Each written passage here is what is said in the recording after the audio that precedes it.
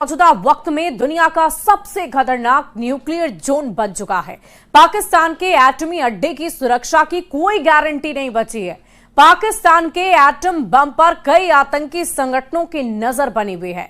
तहरीके तालिबान पाकिस्तान का सरगना नूर वली कई बार पाकिस्तान के एटमी हथियारों को हासिल करने की कोशिश कर चुका है और ऑपरेशन सिंदूर के बाद नूर वली फिर से एक्शन में आ गया है।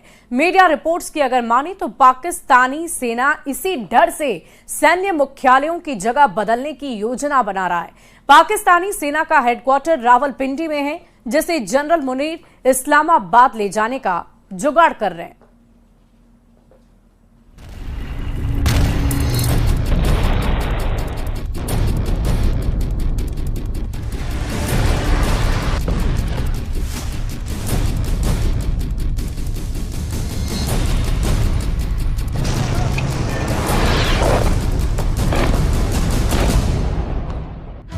धरती के सबसे खतरनाक न्यूक्लियर जोन।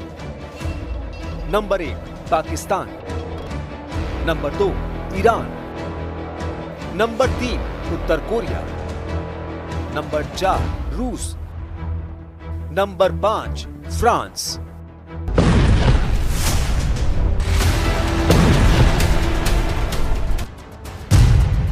पाकिस्तान धरती पर सबसे खतरनाक परमाणु जोन है।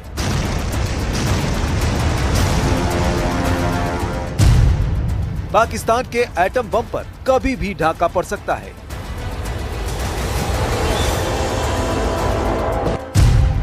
पाकिस्तान से एटम बम छीन लेने की मांग हो रही है।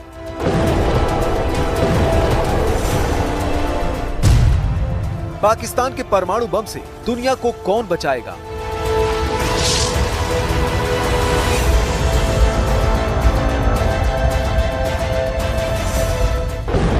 ऑपरेशन सिंदूर ने पाकिस्तान के इतने चेहरे बेनकाब किए हैं जिसकी गिनती नहीं की जा सकती। पाकिस्तान इतने तरह से तबाह हुआ है कि उसे कई साल उबरने में लगेंगे। 3 दिन के युद्ध में पाकिस्तान की सेना की हार हुई, पाकिस्तानी हथियारों की पोल खुली, पाकिस्तानी जनरलों की हेकड़ी निकली, पाकिस्तान सैन्य ठिकाने तबाह हुए और पाकिस्तान के एटमी खतरे को दुनिया ने जान लिया। जब हमारी फौजें न्यूक्लियर ब्लैकमेल की धमकी की हवा निकाल देती हैं, तो आकाश से पाताल तक एक ही बात गूंजती है, भारत माता की जय। कि ऑपरेशन सिंदूर अभी खत्म नहीं हुआ है। जो कुछ भी हुआ है वह सिर्फ एक ट्रेलर मात्र था। अब जब समय आएगा, जब भी सही समय आएगा, तो हम पूरी पिक्चर भी दुनिया को दिखाएंगे। वो एटम बम जिसके धमाके से दुनिया दहल जाती है, वो न्यूक्लियर हथियार जिनकी त्रासदी कई पीढ़ियां झेलती है, उसको लेकर भी पाकिस्तान बदनाम हो चुका है। पाकिस्तानी न्यूक्लियर वेपन पूरी दुनिया के लिए टेंशन बन गए हैं। अमेरिका हो या एशिया, दुष्ट देश पाकिस्तान से अलर्ट हो चुके हैं। महाशक्तियां परेशान हैं। डोनाल्ड ट्रंप हो, प्रेसिडेंट पुतिन हो या फिर यूरोपीय महाशक्तियां, सबकी टेंशन सिर्फ और सिर्फ पाकिस्तानी नरसंहार के हथियार हैं। पाकिस्तान ने ऐसा एटमी प्रोपेगेंडा फैलाया है कि पूरी दुनिया में हड़कंप मचा है। पाकिस्तान ने न्यूक्लियर रेडिएशन लीक का प्रपंच रचकर अमेरिका तक के होश उड़ा दिए। पाकिस्तान में प्लूटोनियम लीक की अटकलें आंधी की शक्ल में फैली, जिसकी सुर्खियां पूरी दुनिया में बनी। लेकिन यह हथकंडा पाकिस्तानी जनरलों ने क्यों आजमाया? जनरल मुनीर आखिर क्यों एटमी आग से खेल रहे हैं? क्या पाकिस्तान की दोगली एटमी पॉलिसी का पर्दाफाश होने से जनरल मुनीर बौखलाया है? रक्षा मंत्री राजनाथ सिंह ने जब से पाकिस्तानी परमाणु बमों की निगरानी की सख्त जरूरत की मांग की है, पूरे पाकिस्तान में कोहराम मचा है। पाकिस्तान ने ऑपरेशन सिंदूर के बाद किराना हिल्स में न्यूक्लियर रेडिएशन का मनगढ़ंत ड्रामा रचा। पाकिस्तानी सोशल मीडिया में किराना हिल्स पर बने खुशब परमाणु परिसर में प्लूटोनियम के रिसाव का ढोंग किया गया, जिसके बाद अंतर्राष्ट्रीय परमाणु ऊर्जा एजेंसी ने सभी अटकलों को खारिज करने के लिए बयान जारी किया। IAEA ने साफ कर दिया कि पाकिस्तान के किसी भी परमाणु ठिकाने से कोई रेडिएशन लीक नहीं हुआ है। भारतीय सेना ने इन अटकलों को उसी दिन खारिज कर दिया था जब किराना हिल्स पर हमले को लेकर पाकिस्तान ने हवा बनानी शुरू की थी। Thank you for telling us that Kirana Hill houses some nuclear installation. We did not know about it. Okay. And we've not hit Kirana Hills, whatever is there. Okay. I did not brief in my briefing yesterday. Bharat ने पाकिस्तान को जहां जहां घुसकर मारा उसके सबूत पूरी दुनिया को दिखाए, लेकिन पाकिस्तानी जनरलों के शैतानी दिमाग से निकले फितूर ने सबसे बड़ी बात उजागर कर दी, बात एटमी खतरे की। पाकिस्तान जैसे नेशन के पास न्यूक्लियर हथियार रहने चाहिए या नहीं, पाकिस्तान के एटम बम को किस तरह खत्म किया जा सकता है, तो पहले पाकिस्तान की एटमी पावर खत्म क्यों करना जरूरी है, इसे समझिए। जनवरी महीने की बात है, पाकिस्तान में एक बड़ा किडनैपिंग कांड हुआ। पाकिस्तान के तहरीके तालिबान ने पाकिस्तान के 16 वैज्ञानिकों का अपहरण किया। किडनैप किए वैज्ञानिकों का वीडियो रिलीज कर टीटीपी लड़ाकों ने जनरल मुनीर को घुटने पर ला दिया। टीटीपी फाइटर्स ने पाकिस्तान की सुरंग से यूरेनियम लूट का दावा तक किया था। पाकिस्तान के तालिबान ने परमाणु वैज्ञानिकों का अपहरण पाकिस्तानी सेना के अफगानिस्तान में हमले के जवाब में किया। टीटीपी ने लकी मरवत में काम कर रहे काबुल खेल एटॉमिक एनर्जी खनन के 18 लोगों की किडनैप कर सौदेबाजी की, जिनका आज तक पता ठिकाना किसी को नहीं लगा। तालिबान लड़ाके यही नहीं रुके, इसके बाद टीटीपी के परमाणु ठिकानों को निशाना बनाने की कोशिश की रिपोर्ट आई। यह हमला कराची में मसरूर एयरबेस पर हुआ, जहां पाकिस्तान ने जंगी जेट और मिसाइलों में न्यूक्लियर बम फिट कर रखा है। हालांकि मसरूर बेस पर तालिबानी हमले की साजिश वक्त रहते पता चल गई, लेकिन इससे ये साफ हो गया कि पाकिस्तान के परमाणु बम सेफ नहीं। तालिबान की तरह ही लश्कर और जैश के खूंखार लड़ाके भी एटमी हथियारों पर डाका डाल सकते हैं। ये खतरा खुद अमेरिका भी जता चुका है। अमेरिका ने पाकिस्तान की लॉन्ग रेंज एटमी मिसाइल को भी अपने देश के लिए विनाशकारी माना है।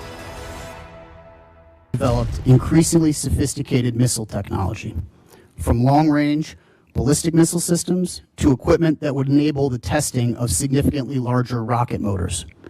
If these trend lines continue, Pakistan will have the capability to strike targets well beyond South Asia, including in the United States. Super power America ने पाकिस्तान से एटम बम छीनने का प्लान भी बना रखा है। इस प्लान को अमेरिकी खुफिया और सैन्य जानकारों ने न्यूक्लियर स्नैच ऑपरेशन और रेंडर सेफ मिशन का नाम दे रखा है। 2010 में द टाइम्स की एक रिपोर्ट के मुताबिक अमेरिका ने एक विशेष यूनिट बनाई है, जिसे एटमी हथियारों को जब्त करने और निष्क्रिय करना मिशन दिया गया। 2011 में ओसामा बिन लादेन के एबटाबाद में मारे जाने के बाद अमेरिका ने पाकिस्तान के परमाणु ठिकानों की पहचान की थी। 2011 में एनबीसी न्यूज की रिपोर्ट में कहा गया, अमेरिका के पास पाकिस्तान के परमाणु हथियारों को सुरक्षित रखने के लिए गुप्त योजनाएं हैं, जिनमें ज्वाइंट स्पेशल ऑपरेशन कमांड शामिल है। लादेन की मौत के बाद अमेरिका ने अपना प्लान बदल लिया, मगर अब इसकी जरूरत फिर महसूस होने लगी। तो किस तरीके से पाकिस्तान के परमाणु हथियारों के खतरे को टाला जा सकता है? क्या पाकिस्तान से एटम बम छीनने की शक्तियां अंतर्राष्ट्रीय परमाणु ऊर्जा एजेंसी के पास हैं? फिलहाल अगर किसी देश में आतंकियों से परमाणु सुरक्षा को खतरा हो तो IAEA संयुक्त राष्ट्र को इसकी जानकारी दे सकती है। एटमी पावर देश पर कोई भी कार्रवाई तभी हो सकती है जब UN सिक्योरिटी काउंसिल कुछ तय करे। आज की तारीख तक अंतर्राष्ट्रीय परमाणु ऊर्जा एजेंसी ने किसी भी देश के परमाणु हथियारों पर कब्जा नहीं किया है, लेकिन कुछ मामलों में IAEA ने निगरानी की है, वो भी उस देश की सहमति लेकर। ईरान के न्यूक्लियर प्रोग्राम पर IAEA ने सेफगार्ड इंस्पेक्शन किए हैं। हालांकि UN सिक्योरिटी काउंसिल किसी देश को एटमी थ्रेट मान ले तो एक्शन लिया जा सकता है। UN सिक्योरिटी काउंसिल के चैप्टर 7 के तहत UN के सदस्य देश जैसे अमेरिका, फ्रांस आर्मी एक्शन लेकर किसी भी देश के परमाणु हथियारों को कब्जे में ले सकते हैं। वक्त की दरकार है कि पाकिस्तान जैसे देश से फौरन एटम बम छीन लिए जाए। इंसानियत की खातिर यह एक्शन जितना जल्द हो सके महाशक्तियां ले। अगर इस मिशन में ज्यादा देर हुई तो पाकिस्तान के सरफरे जनरल खुद ही एटम बम का सौदा आतंकी आकाओं से कर सकते हैं, जिन जनरलों ने मौत के डर से अपने सैन्य मुख्यालय को बदलना शुरू कर दिया है। पाकिस्तानी मीडिया रिपोर्ट्स के मुताबिक पाकिस्तानी सेना के जनरल हेडक्वार्टर को रावलपिंडी से हटाया जा सकता है। रिपोर्ट्स में कहा गया कि पाकिस्तानी सेना के जनरल हेडक्वार्टर, जिसे CHQ कहा जाता है, उसे अब राजधानी इस्लामाबाद से ट्रांसफर किया जा सकता है। पाक सेना का मुख्यालय फिलहाल रावलपिंडी के चकलाला में है और यहाँ से कुछ किलोमीटर दूर नूर खान एयरबेस है, जहाँ भारत ने खतरनाक मिसाइल हमला किया था। जनरल मुनीर अपने अड्डे बदल रहे हैं, जनरल मुनीर अपने नए दांव चल रहे हैं, लेकिन पाकिस्तान का ये स्वयंभू फौजी तानाशाह अपनी ही चाल में बुरी तरह फंस गया है। पाकिस्तान में जनरल मुनीर के खिलाफ जबरदस्त गुस्सा है। पाकिस्तान मिलिट्री के जनरल मुनीर से खफा है, जिससे आने वाले दिन में पड़ोसी मुल्क में भीषण खून खराबे का दौर शुरू होने की भविष्यवाणी कट्टर मौलाना करने लगे हैं। और देखिए